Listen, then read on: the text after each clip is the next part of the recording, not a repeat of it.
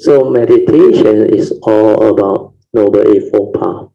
So by now, I believe most of us will have this understanding, which is very important, because meditation is such a loose word.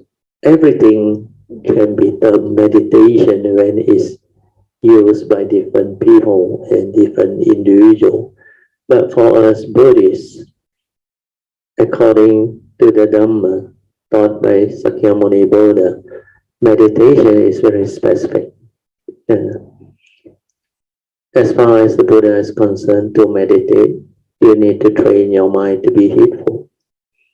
And when your mind is already heedful, you can meditate. Because heedfulness, as defined by the Buddha, has two parts. The first part is ever mindful. Then second part is constantly meditative. So meditative is to develop the meditation, means to cultivate Noble Eightfold Path. Constantly meditative means when you are already ever mindful, after you have trained your mind to be mindful and stabilize it, then you can have the ability to be heedful. Before that, you can't. That's why finally, when you understand the whole of meditation is to develop this quality of mind called heedfulness.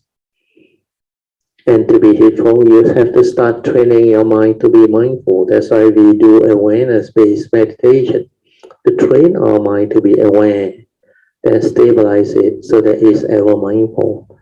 Then use it to meditate, to observe, to insight into phenomena, to cultivate meditation as taught by the Buddha, which is basically the Noble Eightfold Path. Just under the fourth Noble Truth, the Buddha make it very clear. If you cultivate this Noble Eightfold Path, it will lead to the end of all suffering. So our purpose of meditation is to liberate our mind, to free our mind through developing wisdom. And the only way to do it is cultivate this Noble Eightfold Path, where it will only enable you to end all suffering. Just like this is the meditation. So coming back to the sharing, now maybe you can understand why at that time I say, so meditation is all about Noble Eightfold Path. That is right view leading to right thought, leading to all the good and virtuous thought. You should check your life. How often do you cultivate this right thought? Yeah, as a cultivator, this is very important. You can't even have the ability to be mindful of your thought process, then you are not a cultivator. After you are mindful of your thought process, then you have to check how often do you cultivate this right thought, or virtuous thought, or wholesome thought.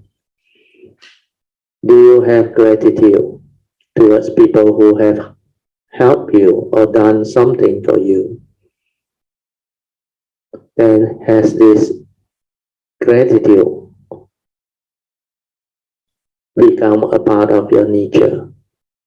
Then is it your constant understanding to arise this gratitude to thank people sincerely for what they have done for you, for what they have sacrificed for you, especially your parents and people who are very close to you? Then rejoice in all the wholesomeness and goodness that people have done. Means the quality of mind that is rejoicing, or in Pali the Buddha called it mudita. Then be sensitive to others, means develop mindfulness and awareness so that we are sensitive to others, to life, to the environment, to all beings. Understand the world, understand fellow living beings. and understand everything else within nature, so that we are not selfish, we are not close, we are loving, compassionate, and we are sensitive. To do that, you must have wisdom. Only then you can feel for them, so that you are not selfish. See, this part is very important. Otherwise, you always think of yourself, self benefits, self advantage. These are selfishness. When you have that, what they call concept or idea of an ego protecting your own interests, that is the evil root of greed. Selfishness is part of greed. Then I read on. Otherwise, you will always think of yourself. And selfishness, which is a very strong evil root of greed, will always be there, because the deluded mind can cunningly come back through the back door to deceive you again. We are telling you to consider selfishly, for me or not for me, advantage to me or not. Otherwise, I don't want to do them. All these are selfishness or selfish thought. Nothing to do with my family, my business, my race, my country. I don't want to get involved. No advantage to me, I don't want to know. That's why you don't have love. You don't have sincerity, generosity, kindness, and goodness. You are not able to help people. You are incapable of kindness and goodness. That's why such people cannot develop virtue, because they don't have sincerity of heart and they are very selfish. They always think of themselves, think of advantages and motives behind. Hence, meditation has a lot to do with the Noble Eightfold Path cultivation.